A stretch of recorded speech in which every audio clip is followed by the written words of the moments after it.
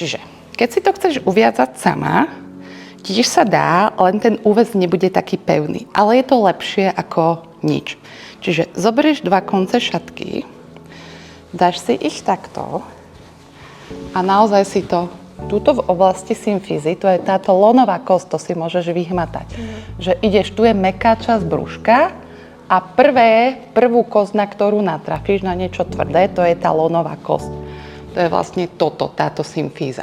Dobre?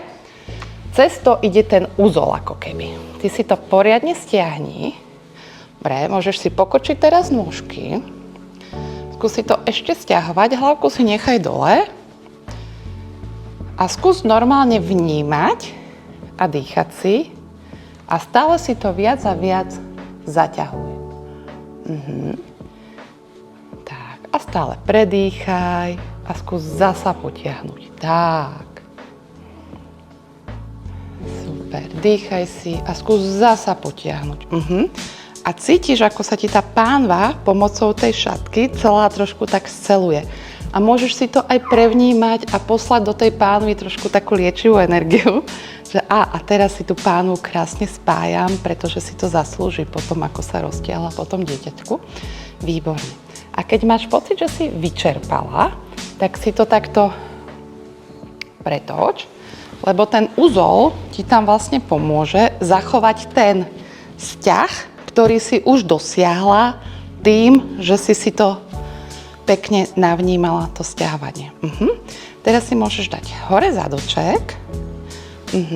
Skús si to takto roztiahnuť a zasa ísť, môžeš aj obidvomi koncami ísť cez zadok. Tak, raz, 2. Áno, ty pohmatom si to tam presne a už si to vlastne prisadneš.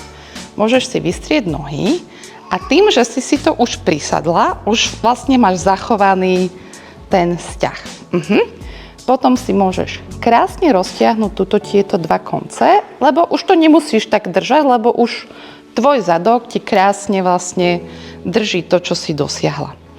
A teraz môžeš vlastne využiť toto a hlavne keď si po cisárskom napríklad aj a tá jazva, vieme, že ona bolí, hlavne keď sa hýbeš, tak vôbec nevadí, že si to už krásne aj trošičku cez tú jazvu podporíš a možno ideš trošku aj cez to brúško.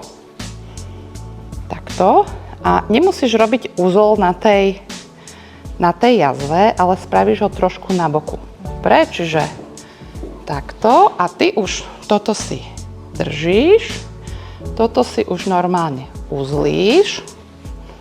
Tak, a ty si to už dotiahneš podľa toho, čo cítiš. Hej, ten ťah by mal byť taký, že nemala by si to tak stlačiť už trebárs na tej jazvičke, že ťa to bolí samozrejme, ale cítiš takú príjemnú úľavu, takú podporu dokonca. Dobre, a ono je veľmi fajn, keď si tam spravíš ešte jeden uzol. Výborne. Hej. A ono aj pri tom prvom úväze, aj pri tomto druhom je vždycky fajn, keď si tú šatku potom, jak to uviažeš, tak ako keď viažeme aj detičky, tak vždycky vlastne treba vo finále tú šatku ponaprávať tak, ako má byť. No a môžeš vlastne toto využívať zasa. Ty si to naviažeš, môžeš bezprostredne po pôrode a prípadne aj keď sa už hýbeš a stávaš k dieťatku, ideš na toaletu, ona vlastne nezavadzia, lebo v princípe po pôrode si väčšinou máš nejakú nočnú košelu.